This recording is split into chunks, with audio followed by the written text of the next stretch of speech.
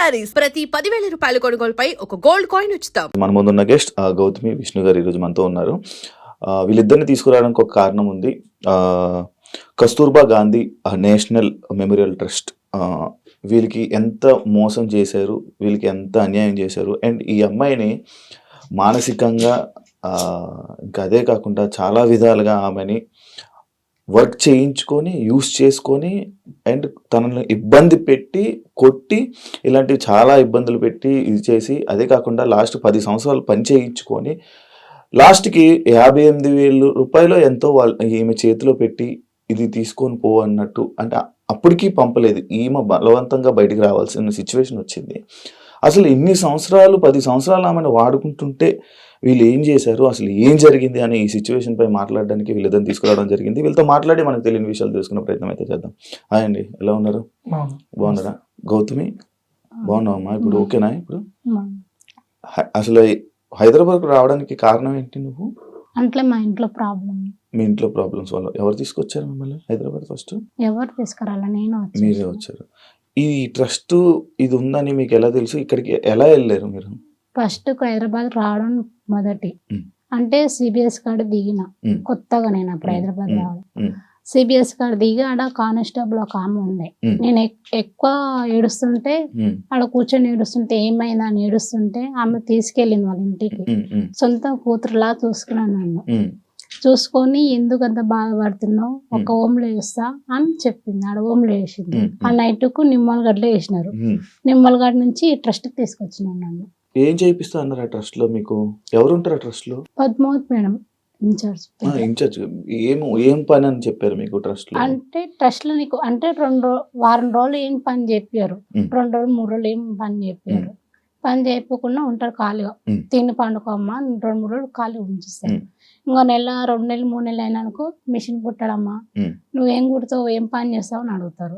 అంటే వంట చేస్తావా, మిషన్ కుడతావా, ఏమన్నా పనులు చేస్తావా, కూరగాయలు కోస్తావా, ఓల్డ్ ఏజ్ వాళ్ళకు హెల్పింగ్ చేస్తావా, మెంటల్ ఏజ్ వాళ్ళకు పని చేస్తావా అని అడుగుతారు. ఈయన అవన్నీ నాకు చేత కాదు, మిషన్ నేర్చుకుంటా అని చెప్పిన. ఇంకా మిషన్ నేర్చుకున్నా.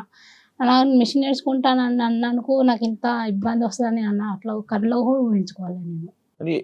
ఎప్పుడు నేర్చుకున్నారు మీరు? వెళ్ళిన 1 వీక్ మీరు మిషన్ కుట్టడం నేర్చుకున్నారా? ఎవరు ఈ incharge madam? Padmavati Lakshmi madam. Lakshmi గారు మీకు చెప్పారా ఇలా పని చేయాలి మీరు? అంటే ఫోర్స్ఫుల్ గా నేర్పించారా? అంటే మీ కాళ్ళ మీద మీరు నిల్చుంటారు కదా, అంటే కొత్తగా వచ్చిన కొంచెం మెల్లగా మాట్లాడుతుంది. రంగరంగ పాతలు అని రఫ్గా మాట్లాడేస్తుంది. మీకు ఎప్పటి నుంచి ఇబ్బంది పడడం స్టార్ట్ అయ్యారు మీరు అక్కడ? అంటే 10 సంవత్సరాల నుంచి ఇబ్బంది అన్నాను మీకు. వెళ్ళినప్పటి నుంచి ఇబ్బంది పడుతూనే ఉన్నారు. అవును, నేను ఇది విన్నాను, మిమ్మల్ని కొట్టారు, టాబ్లెట్లు వేసి మరి కొట్టారు, చాలా ఇబ్బంది పెట్టారు అన్నారు. ఎందుకు కొట్టాల్సిన సిచ్యువేషన్ వచ్చింది మిమ్మల్ని? పని వినకపోతే, చెప్పిన పని వాళ్ళు చెయ్యకపోతే అట్లా ఇబ్బంది పెడతారు. అదే నీకు ఎలాంటి ఇబ్బందులు పెట్టారు నీకు? అంటే వాళ్ళు చెప్పిన పని చేయలే కదా, నేను ఎదురు సమాధానం మీరు ఇస్తా కదా, నేను ఎందుకు ఇస్తున్నావు, కొత్తగా ఇస్తున్నావు ఎదురు సమాధానం అని అట్లా కొట్టినారు, తిట్టినారు. అంటే నాకు తెలియకుండా మజ్జిగలో కలిపి టాబ్లెట్లు అంటే జ్యూస్లో కలిపి అట్లా ఇస్తారు. అంటే చాలా మంది ఉంటారు మా లాంటి ఏజ్ పిల్లలు. ఎంతమంది ఉంటారు మామూలు మీరు ఇలా వర్క్ చేసే వాళ్ళు అక్కడ? నాలాగా ఉంటే ఒక అమ్మాయి ఉంటుంది. ఒక అమ్మాయి. మీలాగంటే ఎంతమంది ఉన్నారు వర్క్ చేసే వాళ్ళు? ఎంతమంది ఉన్నారు మొత్తం అక్కడ?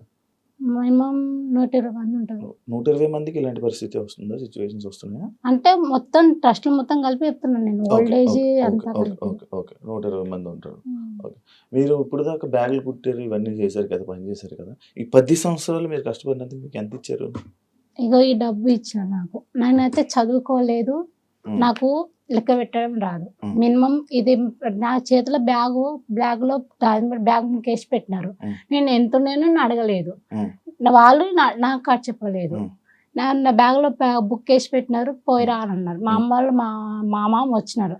నేను మా హాస్టల్కి పిలిపించిన, హాస్టల్ కాడికి పిలిపించి అమ్మ నేను తీసుకెళ్ళాను, నేను ఉండలేకపోతున్నాను. నేను ఫోన్ చేసిన, నాకు అక్కడ ఉండడం ఇష్టం లేదు కాబట్టి ఫోన్ చేస్తే అట్లా ఇబ్బంది పడుతున్నా. అప్పుడప్పుడు ఫోన్ తీసుకెళ్ళినారు, బ్యాంకులో అది బుక్ ఇచ్చినారు. ఎన్ని ఉన్నాయో కనీసం చెప్పలేదు. 10 సంవత్సరాలకి ఇదే ఇచ్చారేమో. అవును. నేను బయటకు వచ్చినాక ఆ శ్రీవర్షిని కలవడానికి వచ్చినప్పుడు ఏందో ఒక మిషన్ అన్న లేదంటే ఒక కొట్టన్న కూరగాయల కొట్టన్న పెట్టుకొని మా అమ్మ ఆరోగ్యం బాగాలేదు, ఆమె పోషించుకుందామని కాపాడుకుందామని అనుకుంటే ఏం లేదు, ఏం రాదు కూడా రాదు దీంట్లో అని అట్లా అనుకో. మీ అమ్మగారు మీరు ఏం చేస్తారు?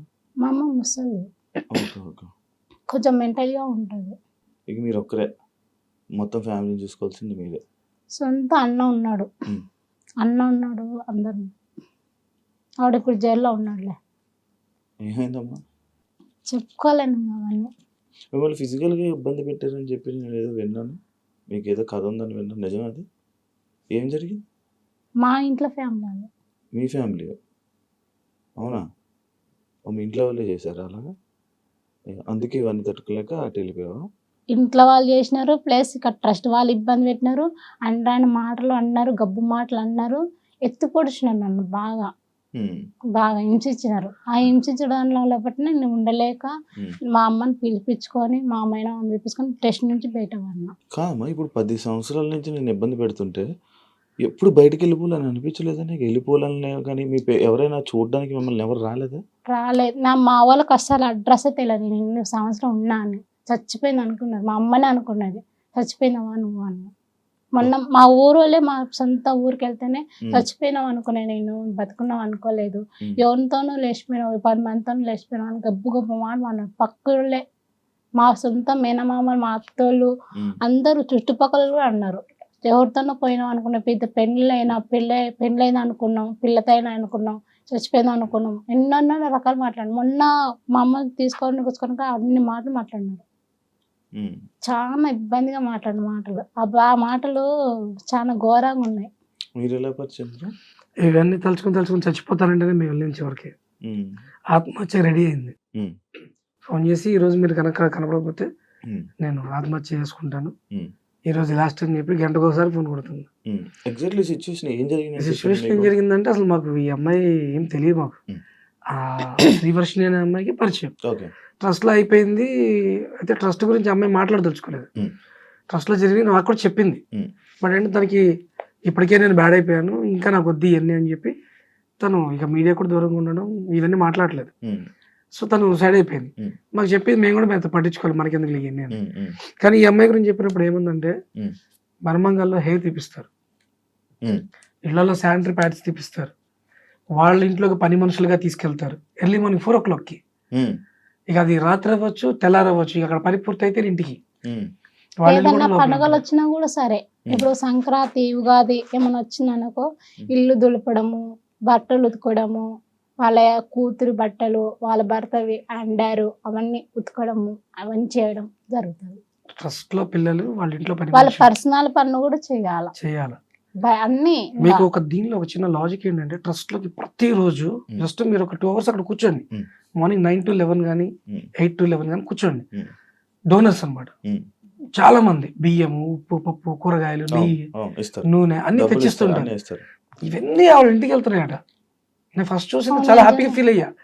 మన ఐఎమ్ గోయింగ్ ఫర్ శ్రీవర్షిని, నేను చాలా హ్యాపీగా ఫీల్ అయ్యా. అబ్బా లోపల చాలా బాగా చూస్తున్నారు. అయితే మన అమ్మాయి మారి బయటికి రావాలని అనుకునేవాడు తప్ప లోపల రివర్స్ లో జరుగుతుంటది. ఇవన్నీ వాళ్ళ ఇంటికి వెళ్తాయి. దీనిలో పాడైపోయిన బియ్యం కానీ ఇక పనికిరాని అన్ని వీళ్ళకి వండి పెడుతూ ఉంటారు కదా, మొత్తం వాళ్ళ ఇంటికి వెళ్తాయి. బట్టలతో సహా ఆవిడ తీసుకుని వెళ్తుంది అని చెప్పి ఈ అమ్మాయి వచ్చిన ఫస్ట్ రోజు చెప్పడం మనకి. ఇది ఎక్కడ ఉంటది ఈ ట్రస్ట్? Kasturba sun city. మరి ఎవరికి ఇప్పుడు దాకా ఎవరు దాని మీద దృష్టి బయటికి మాట్లాడితే కొడతారు, టాబ్లెట్లు వేస్తారు. అది ఇంకొక విషయం కూడా చెప్పినారు, మీ మొక్కలకు ఎవరు చూడలేక నీడికి వచ్చి మీ గతులు లేక మీ మొక్కలు ఎవరైనా దేకుతారా బయటకు వస్తే, అట్లా చీపుగా మాట్లాడినారు. మరి ఇప్పుడు బయటకు వెళ్ళి మీకు చెప్తే ఏమైనా వార్నింగ్ ఇచ్చారా? బయటకు వెళ్ళి మీడియా ముందుకు వస్తే ఏమైనా వార్నింగ్లు ఇచ్చారా? ఇచ్చినారు. అంటే ఏమంటారు, బయటకు పోతే ఏమన్నా ఇస్తావా, ఏమన్నా చేస్తావా భయపడిపించినారు. అంటే చెప్పడం మన మంచిదే కదా అక్క, 10 మంది నేను నష్టపోయిన 10 మంది మేలవుతారు కదా, బాగుపడతారు కదా. అంటే పోయింది పిచ్చోళ్ళు చూడరా, పిచ్చోళ్ళు చూసి మొహాలు చూసి వాళ్ళు ఎవరిపైన పడతారు పిచ్చోళ్ళు, మనం అంటే ఏడైనా పడతాము. పిచ్చోళ్ళు అనే కోసంకే ఉన్నాం. ఎవరెవరు ఉంటారు ట్రస్ట్? అంటే మెంటలిస్ట్ వాళ్ళు ఉంటారు. Lakshmi madam, Murthy sir, Srinivas sir, Padmavat madam, ఏంది సంతు. వీళ్ళందరూ ఏం చేస్తారు అంటే మాకు ఇట్లా లోపల ఉంటారు ఇన్ఛార్జ్. మరి మీకు బయట నుంచి ఏమైనా ఫుడ్ డబ్బులు అవన్నీ వస్తాయి కదా, అవన్నీ మీకు ఏం లేవు, ఏమి ఇవ్వడం అలాంటివి ఏం లేవు. ఫుడ్ ఏం పెట్టేవాళ్ళు మీకు? ఫుడ్ అంటే కూరగాయలదే ఇట్లా ఫుడ్, చికెన్ మటన్ అవన్నీ. Only veg. ఉమ్. 10 సంవత్సరాలు ఏదో తెలియదు. అది 10 సంవత్సరాలు ఏ మనుషులతో, బయట మనుషులతో మాట్లాడలేదు? మాట్లాడలేదు. ఫోన్ నాకు నిజం చెప్తున్నా, రొయ్యలు అంటే తెలియదు. మొన్న శ్రీవర్షం వాళ్ళ ఇంట్లో తింటే రొయ్యలు ఇవ్వా, నేనే షాక్ అయినా. లైఫ్ లో ఫస్ట్ టైం నా పుట్టి పెద్దగా అయినా కానీ నిజంగా నేను రొయ్యలు తినలేదు ఫస్ట్ టైం. నేను మొన్న తిన్నావు రొయ్యలు? నిజంగా ఆ రొయ్యలది ఏమంటారు, కోడిది మెత్తగా ఉంటది ఏమంటారు, లివర్.